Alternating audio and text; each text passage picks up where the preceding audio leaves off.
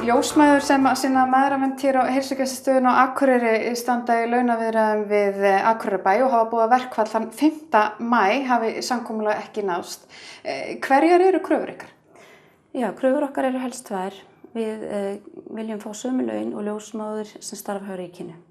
En eins og staðan í dag þá erum við með það bil 80.000 kr. lægri mánaðarlaun en ljósmæður sem starfar við sjúkrahúsið.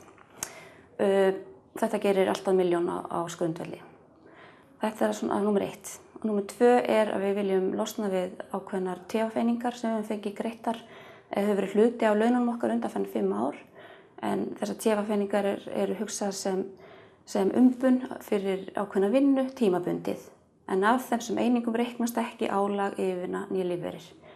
Þannig að okkur finnst þetta mjög lök kjör sem við höfum í dag.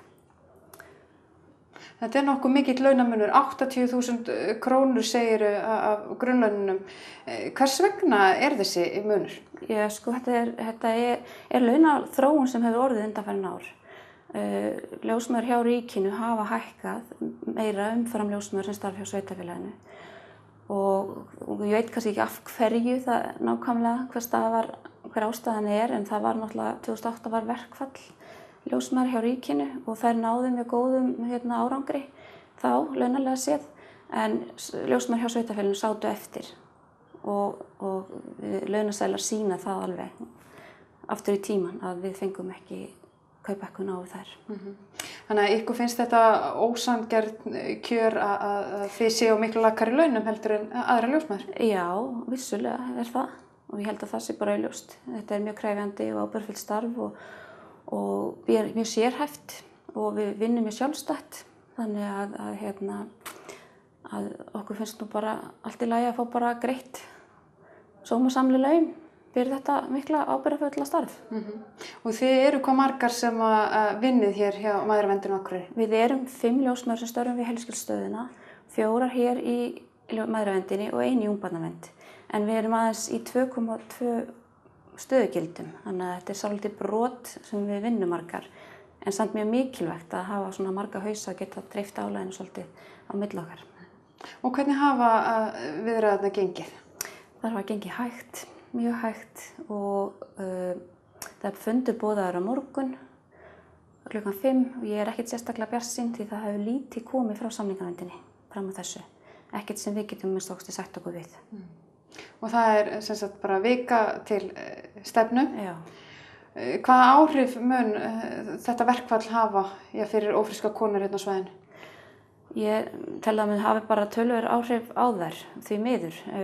Við munum ekki sinna neinni mæðravernd og það fellur niður foreldrafræðsla og það er ekki gefin út vottorð og svo ljósmóðir sem starfi í ungbarnavernd myndi náttúrulega ekki sinna sínum skjólstæðingum þar. Við munum gera undantekningu, sinna konum sem eru komnar 40 vikur á leið og eru á leið í fæðingu, en annars mun bara rækjast og lamast alveg mæðraverndin. Finnst þér konur hafa áhyggjur af þessu yfirvofandi verkfalli? Já, ég bara fann fyrir því strax í síðustu viku leið og fór að spyrjast út að þetta verkfall væri yfirvofandi og þá fóru þær að hringja og breyta tímum og tjá áhyggjur sínar af þessu. Og þær geta í rauninni ekki farið neitt annað? Nei, það væri verkfallsbrot ef ljósmóðir annars staðar á landinu fari að sinna mæðravernd. En sjálfsögðu náttúrulega ef að kona er í áhættu mæðravernd þá getur hún leitað á sjúkrahúsið. Þar fer áhættu mæðravernd fram nú þegar, en annars er ekkert í boði því miður. Og það eina sem við byggjum er sem sagt að þið farið á sömu laun og ljósmæður hjá ríkinu? Já, og okkur þetta er bara réttlætiskröfur á okkar mati. Og við viljum bara sömu laun og ljósmæður sem starfar við sjúkrahús eða aðrar sjúkrastofnanir og út með þessar TF-einingar. Og bara lífeyri af öllum okkar launum og tekjum.